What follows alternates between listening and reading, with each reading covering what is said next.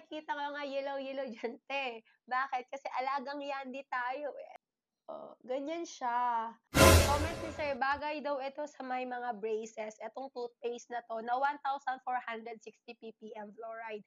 But sir, I would say hindi lang siya for braces kasi pangkalahatan siya. Kahit wala kang braces, kailangan na kailangan po talaga yung gagamitin po nating toothpaste is nasa 1,450 ppm fluoride yung toothpaste na gagamitin natin para maiwasan po talaga yung pagkasira ng ating mga ngipin, okay? So, good thing binigyan na ng hustisya ng Yandi yan, guys. Meron silang 1,460 ppm fluoride. So, talagang mapapangalagaan niya yung mga ngipin natin. And ganito, tingnan nyo naman, gamit na gamit ko na siya.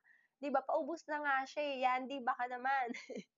Ang ganda niya gamitin kasi may meron siyang parang flavor which is nagustuhan ko siya. And guys, take note hindi lang nito mapapangalagaan yung ngipin natin, nakaka-whiten din siya ng ating mga ngipin. And look at this now.